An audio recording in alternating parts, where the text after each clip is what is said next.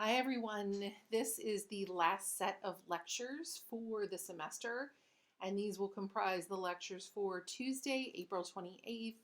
I'll be talking about masking, and I'll give you some tips on making better selections. I also want to point out while I'm on this screen that I have added an additional folder of materials. These are in no way a requirement of this course.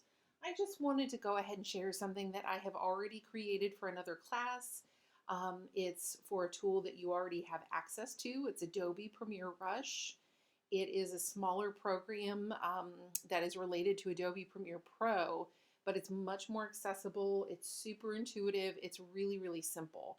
And I think it's better than other options out there.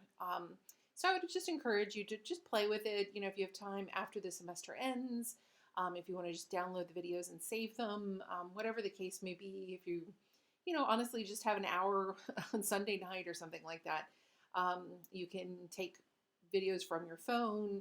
Um, you can link them up, you can cut them, you can trim them down, you can put in graphics, you can play with different transitions from one video into another.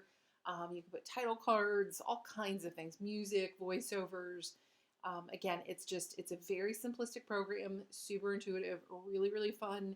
My seniors did that for an assignment right after spring break, and I had zero complaints. Everyone did a great job on their videos, and they essentially had about 24 hours to turn those around for me. So again, I couldn't speak more highly of this program.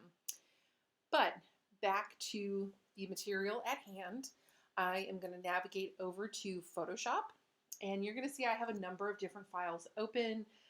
I'm going to start with this sunflower. I'm going to use Kim Kardashian and that little chubby baby as my examples, and sort of, they're just sort of replacing whatever you're using on your own project. Okay. So we have played with selections. We have used all of the tools at our disposal over here, but we haven't actually spent a lot of time under the select menu. And I want to point out a couple of really awesome tools.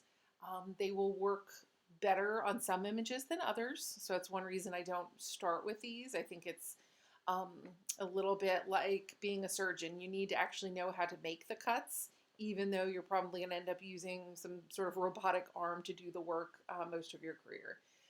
So again, you know how to make the selections manually, but you also have a couple of options here that we're going to play with. And the first one is subject, okay? And what this is basically if you select this, Photoshop on the back end is going to analyze your photo and try to make a best guess in terms of what the subject of your photo is. And you can see here, after Photoshop has done its work, it has chosen the yellow section of my flower. Not a bad selection, okay?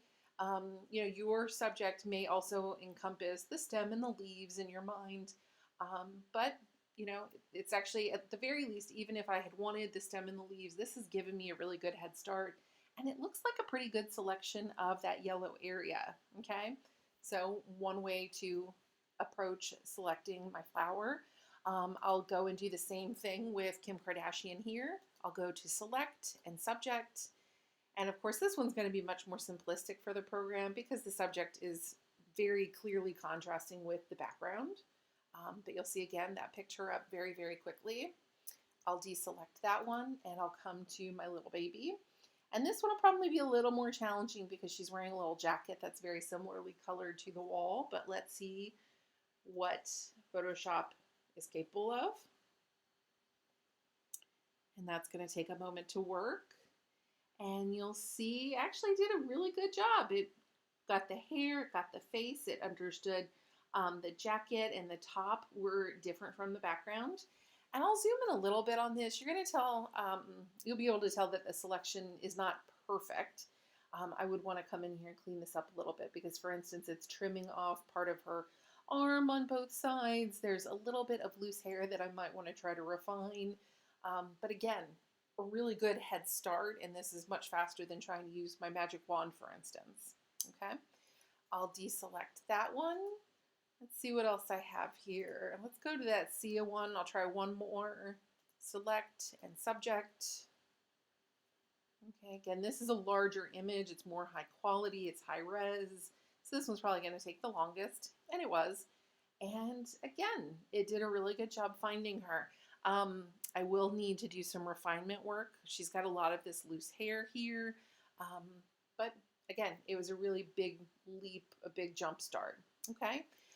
So as you continue to work on your project, consider using this subject option under select to help facilitate getting your work done.